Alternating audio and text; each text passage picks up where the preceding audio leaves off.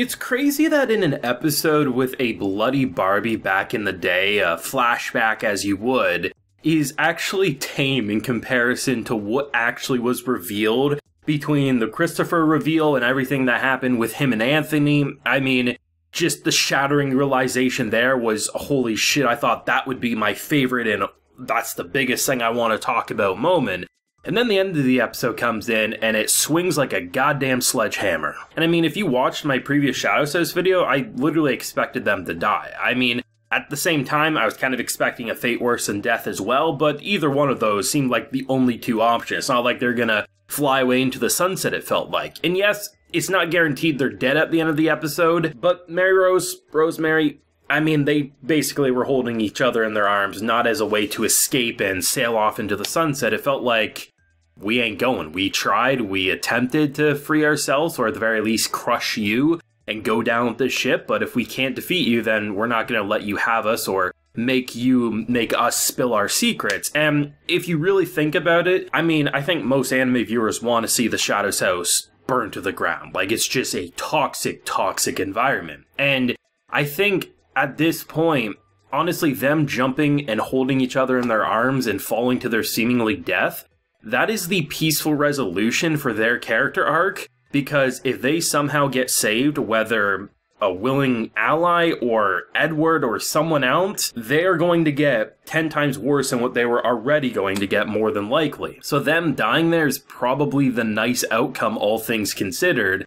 And based on their smiles, it felt like if they were going to die some way, they'd want to be in each other's arms. And I think if they get saved there, I'm going to be so sad, because unless they find a way to escape, then sure, that's an awesome outcome. But how would you do that? This episode was just chock full of so much information, getting so much clarification on the Christopher stuff. I mean, I wasn't expecting such a great environment when he was around. Like, he really had that place whipped into a nice location. It's interesting how the ignorance of what the Shadows family was and Lord Grandfather's was would do to a system, but more importantly, the person leading that group, whether it was Edward, whether it was Barbie and Barbara and all the others, right? It just felt like things were good. Like, there was a moment in the episode, I think it's around the midway point or just before that, he's talking to them and saying, like, it's important and okay that your face has a different characteristic or behaves a little different than you because you're two individual people. You just knew right there, like, something was going to bite this guy in the ass. And just to, you know, to see them get that shattering realization from Anthony that once they realized that the fusion was a takeover, he killed himself. And I was like, holy shit, how do you top Christopher killing himself and the shattering realization that it does to these characters, and then how it breaks apart this close group of friends who are going to tackle the world head on? It just all falls apart. And one of the biggest things that has been, I think, my key aspect that I liked about Season 2, and it was very early on, was Barbie and Barbara. Like, they had such a different persona, right? Comparing bubbly, smiles, happy as can be, things had to have happened. And was it simply just Christopher's disappearance, Christopher's death, you know, or was there something more to it?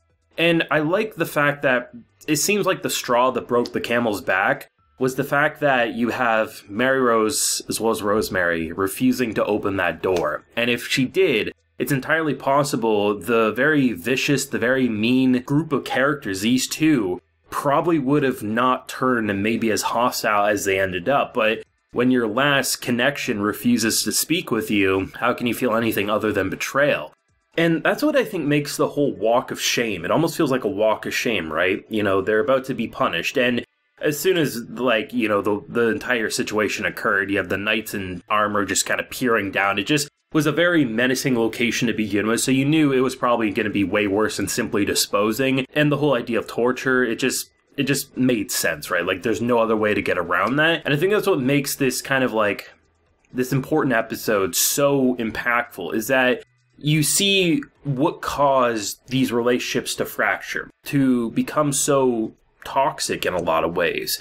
You see the realization of what happened with Christopher. I mean, I remember early on, one of the big names that people were like, oh shit, what if Master Robe under there was actually secretly Christopher and stuff? And then to just see how the removal of a character who we had very little connection to, but was such a mystery and clearly an important character to others, that it almost gave the viewers this sense of connection despite not knowing them too long.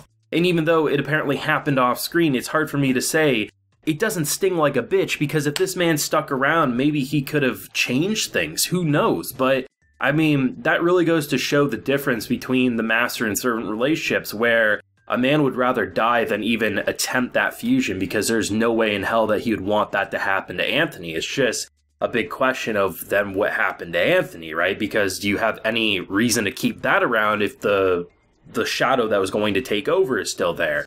I mean, the fact that Edward didn't even, mention it, it rubs me the wrong way. But that's kind of what the brilliance of Shadow's House has been, is the way it rubs the watcher the wrong way. Like, it just makes you say, that hurts, or that stings, or that's nauseating, or it's fearful. Masterfully just drags the viewer along through this hell as the characters watch him, are sometimes able to do things, but most of the time just have to cry out in fear. It's just amazing how good this season has been, and how much I already want a season 3.